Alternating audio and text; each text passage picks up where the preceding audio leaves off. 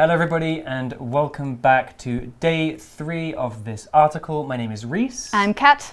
And before we get into today's article, which is going to wrap up the story that we've been learning about for the last 2 days. So we learned about this girl named Annie.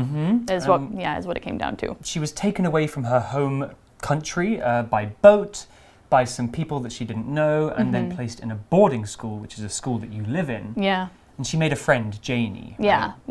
Although Annie and Janie are not their real names. No. They're not their original names. They were names that they were given when they got to the school. So they probably have a different real name. Yes. All right. So they were subjected to very bad treatment, it sounded like. They had to steal bread.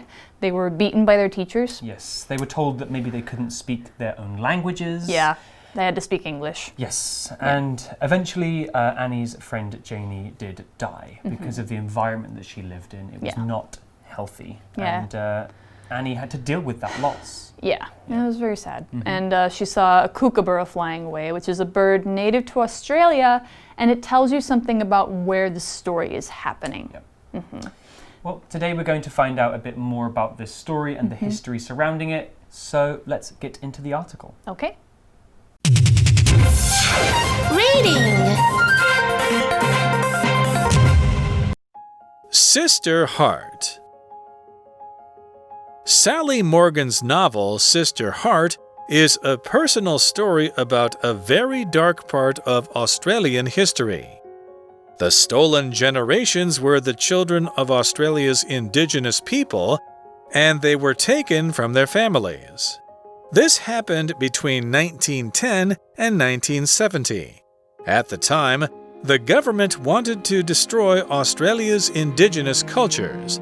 They did this by putting Indigenous children in special boarding schools and forcing them to act like Europeans. The story is told from Annie's point of view. This allows us to see the trauma she goes through when she is taken away. Losing her family causes Annie to lose her voice, and she doesn't speak until late in the book.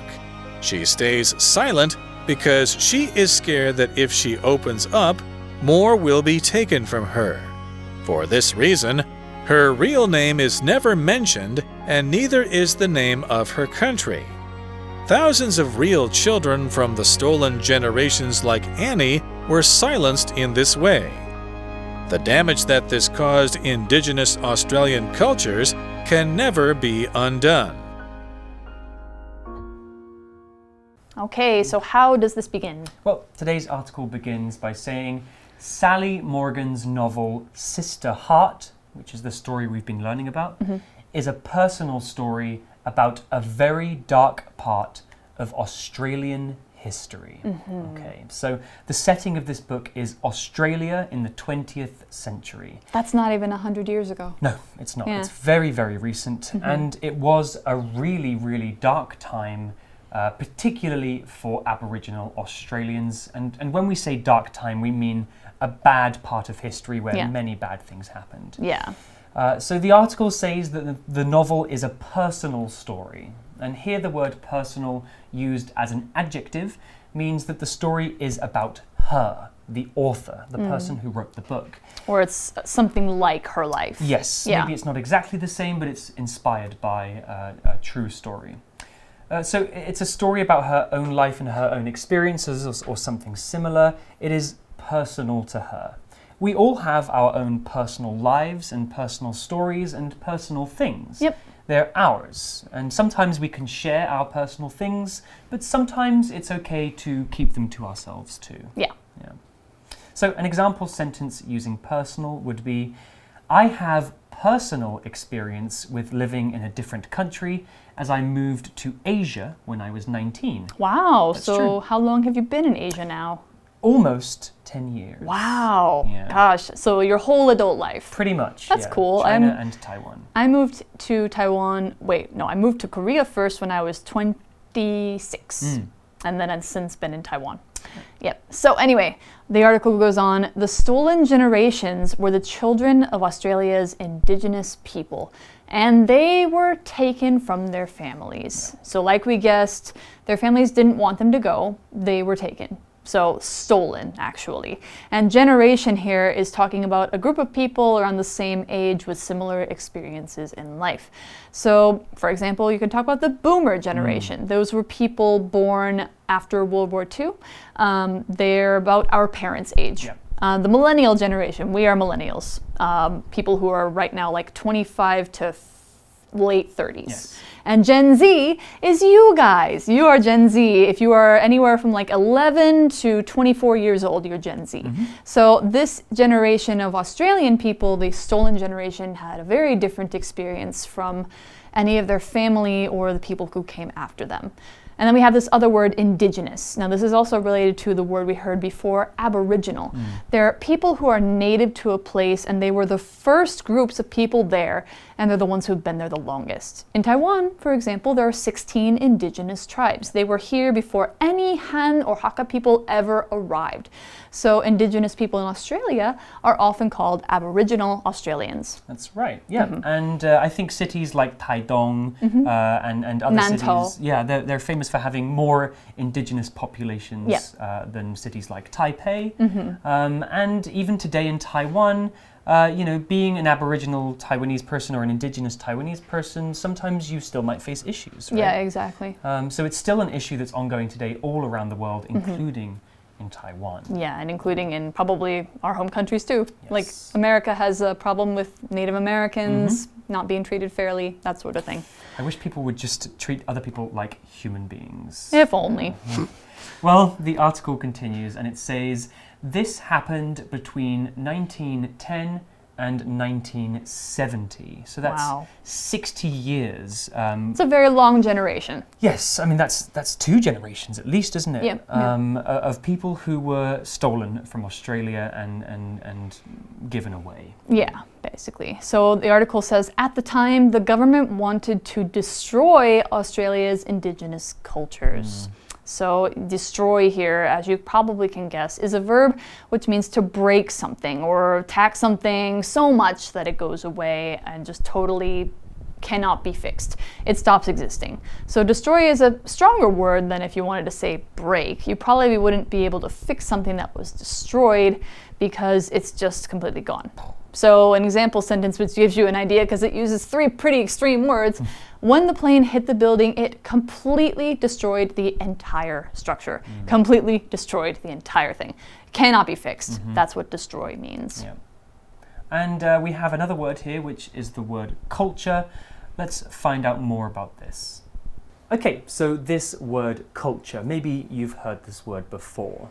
So the culture of a place is not made of just one thing, but many things, and different places have different cultures. Most people agree that a culture is made up of the things like food, language, customs, ideas, history, and social behavior, the way that people act in society. And so Taiwan has a very, very different culture from the UK, which is where I'm from, and they're both very interesting.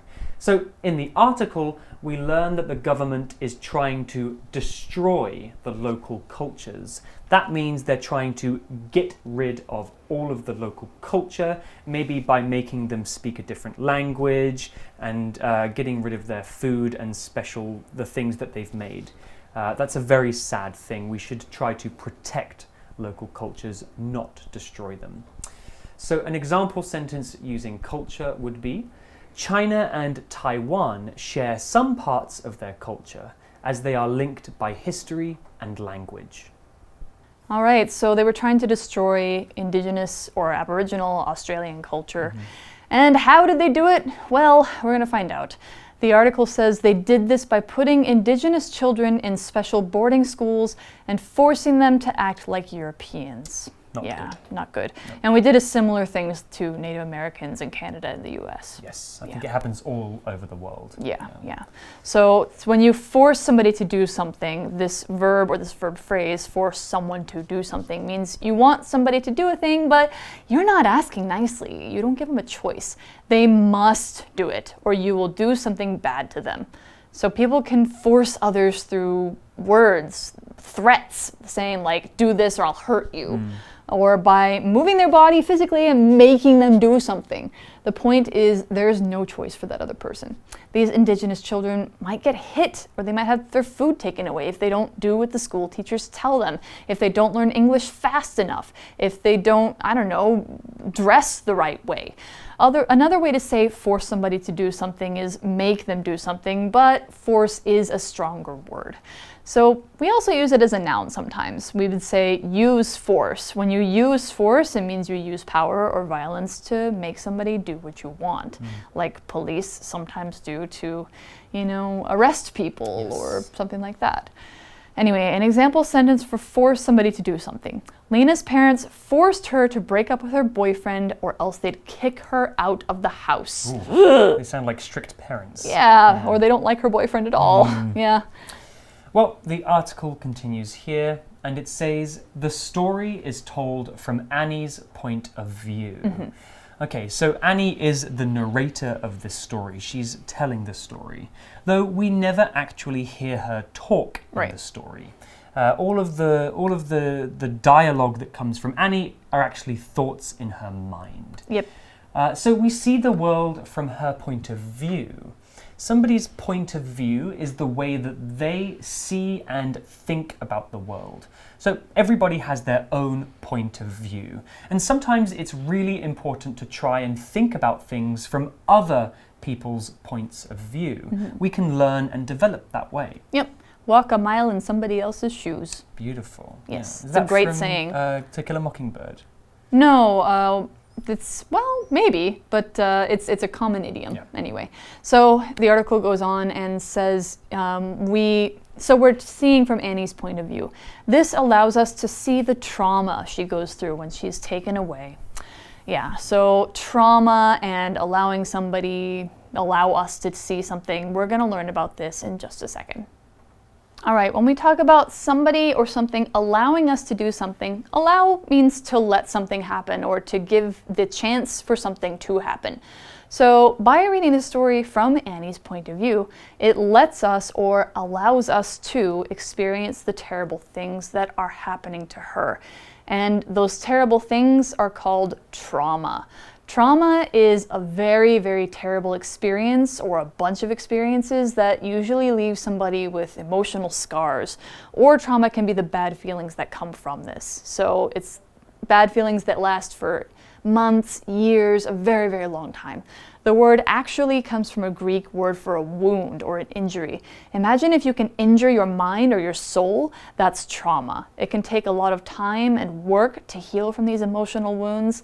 And if you are thinking of something that causes trauma, you can call it traumatic. So this is a very traumatic experience for Annie. Okay, so trauma, something terrible that you go through. Yeah.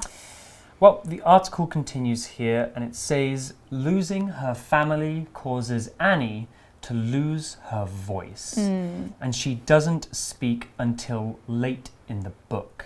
Okay, yeah. So to lose one's voice means that you cannot speak anymore. Yeah, that's a very bad experience. I know I had a student whose sister actually would only talk to people she trusted a lot. Yeah. So she had what you called selective mutism. Right. Yeah, and there are some children who have that. There are some adults who have that too. Like if you're too traumatized, if you have too much trauma, then you might end up just not being able to speak, being too scared to speak.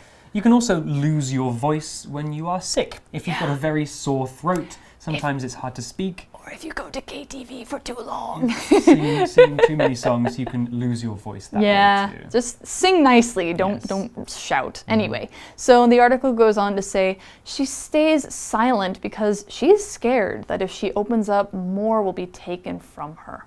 Probably, maybe she spoke to somebody in the beginning and they ended up taking her life away. So maybe that's why she feels she has to be silent. Yeah, maybe she feels safer being silent. Not speaking is the safest thing she can do. Yeah, so silent is an adjective that means to not make any sound, to not speak a single word. So you can call somebody quiet, or you can call a place quiet.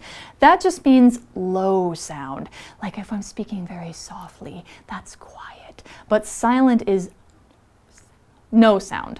Also, the noun or verb silence is like a condition of having or making no sound.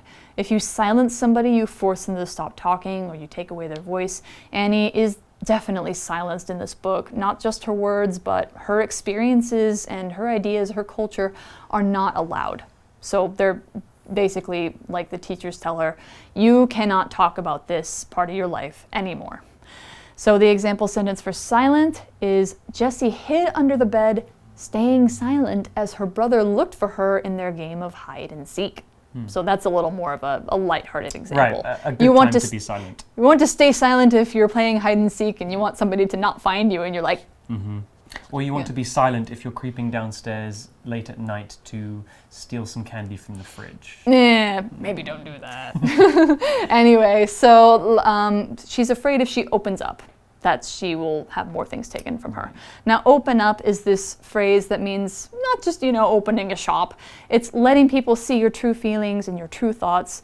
You're telling them personal things about yourself. You have to have a feeling of trust with somebody if you're going to open up to them. So she probably doesn't trust anyone. I wouldn't open up either. Yeah, so she stays closed off, which is kind of the opposite of opening up. Yep. Well, the article continues here, and it says, for this reason, her real name is never mentioned, and neither is the name of her country. Right. Okay. So we kind of just assumed that it was talking about Australia earlier on, and we never learn her real name. We just know her as Annie, because that's what they call her in this new place, but probably her real name is an Aboriginal name from her original culture and language. Yeah. So we, for the longest time, have no idea who she was or where she was from.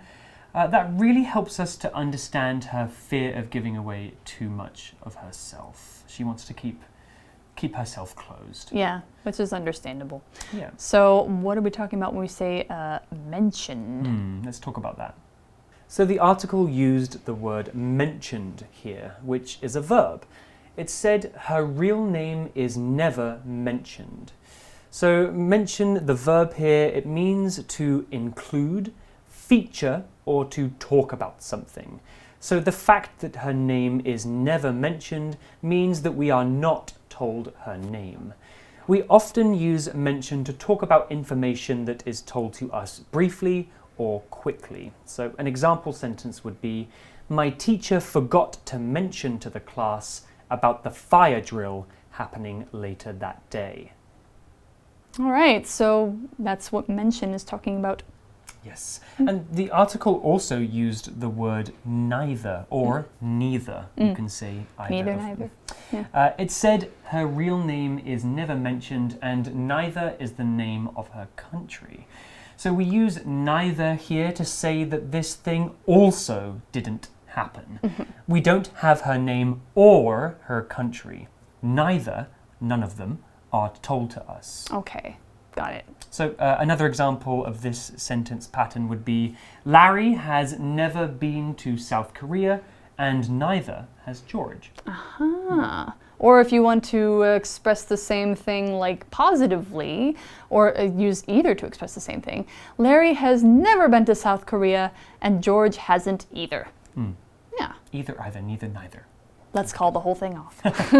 All right, so the article goes on to say thousands of real children from the stolen generations like Annie were silenced in this way. So I talked about what silence means, where you can't express your culture, you can't express your language. So this happened to thousands and thousands of Indigenous Aboriginal Australian children. That's right. Yeah. And the name of this event, this period of history, is called the Stolen Generations. Yep, and so because they were stolen from their homes. They were. And so if you wanted to do more research on this topic, you could search for the Stolen Generations and you'll probably find more information about it. But for now, the article continues. It says, the damage that this caused Indigenous Australian cultures can never be undone. Yeah. It's very sad because there's, still Aboriginal Australians alive who went through this. There are. And they might not even remember their languages. Yes, less than 100 years ago, so it's very, very recent history. Even 50 years ago. Yeah. Yeah. So, I mean, thankfully things have changed for the better since then. Australia in the late 90s started a national holiday called National Sorry Day, which, as you can imagine, is white Australians or English Australians apologizing to Aboriginal Australians for what they did to them and saying, like, hey, let's work to make a better future together. Yeah. And to bring back these cultures because they now realize that they are valuable and that they have a lot of things to offer in terms of history and current culture. Yeah, it's important to protect these cultures because they are under threat. Some of them are disappearing. And I think governments around the world today are doing a better job of protecting them, although there's always more that can be done. Yeah, true. So that's basically the story, and that it's a very sad story. A very important story. It is, and thankfully things are better now. They're not better all over the world, though. There are still places where this is happening. So we're actually going to go to our For You chat and talk about a little bit of that and maybe how Taiwan treats its indigenous people. That means that we're done for the article, but let's go ahead and look at the For You chat and we'll get back to you.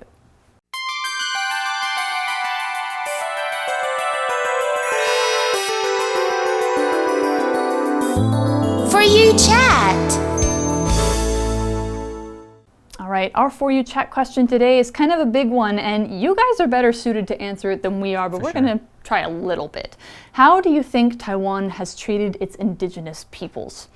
See what information you can find and discuss it with your classmates. Maybe some of you are indigenous who are watching this. Please tell them about your experiences.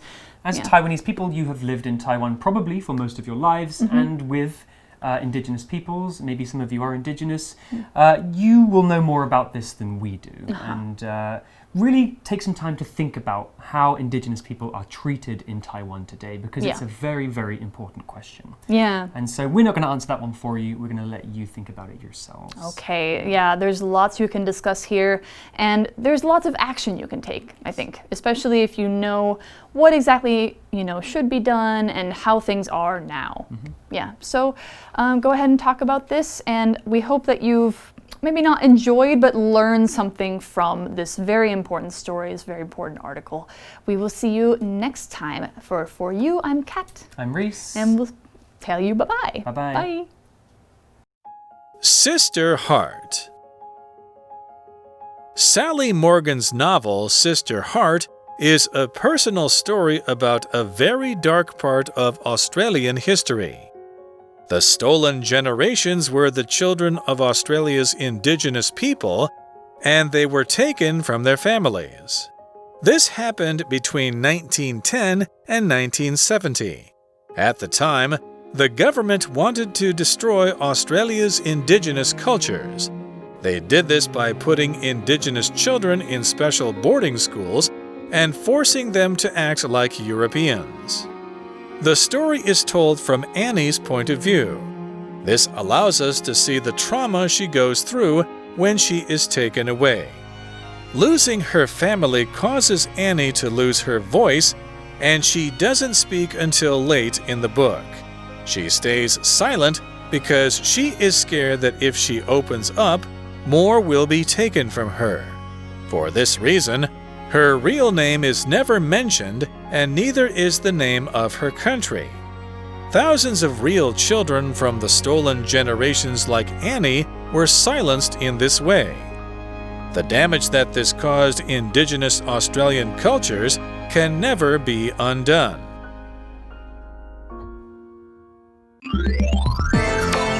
Vocabulary Review.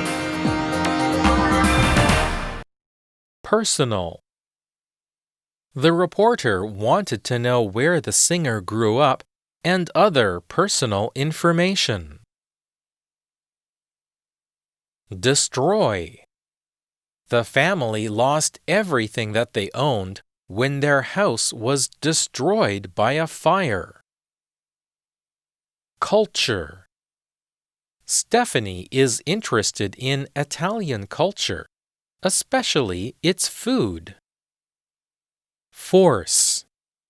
Adam didn't want to see the dentist, but his mother forced him to go. Silent. During the final exam, the room was silent because all the students were focusing on the test. Mention. I was talking with Christina, and she mentioned that her birthday is tomorrow. 字汇小补帖 Generation. Indigenous. Trauma.